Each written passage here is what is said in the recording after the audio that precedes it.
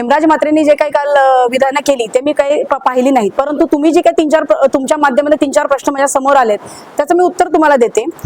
काँग्रेस पक्ष हा घटनेच्या आधारावर चालत असतो.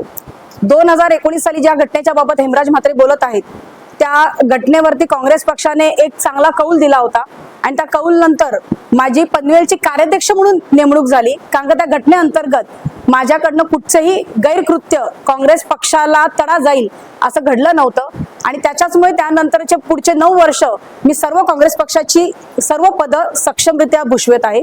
दुसरा मुद्दा, श्रुती म्हात्रेंनी काँग्रेस पक्षाचे कार्यक्रम राबवले नाहीत. मला असं वाटतं श्रुती म्हात्रेंच्या कार्यक्रमाला वर्षातून 4 वेळा तरी आपण पत्रकार बंधू उपस्थित असतात आणि त्या 4ही कार्यक्रमांना काँग्रेस पक्षांच्या नेत्या व्यतिरिक्त कुठचे दुसरेही नेते येत नाही, हे तुमच्याच माध्यमातून तुम्हीच साक्षीदार आहात.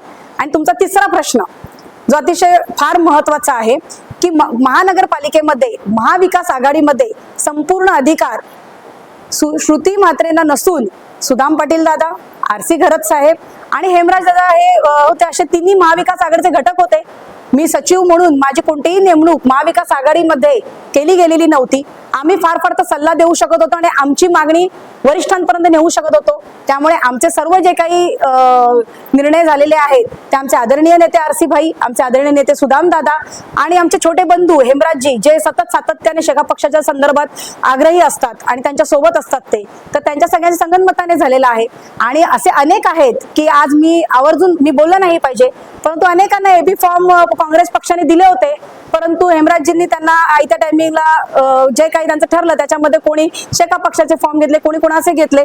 तर त्यात ज्यांनी कोणी काही केलं आणि जी सरमिसळ झाली, तर ज्या सरमिसळीला विधानसभेची निवडणूक जर बळी पडली नसती, विधानसभेला सुद्धा काही मंडळी एबी फॉर्म वेगळा घेऊन जात होते, फॉर्म भरल्यानंतर वेगळा केला. जर विधानसभेच्या नेत्यांमध्ये एवढा संभ्रम होता महाविकास आघाडीमध्ये, तर महानगरपालिकेच्या संभ्रमाला श्रुती म्हात्रेला जबाब देणं हे असंयुक्तिक आहे.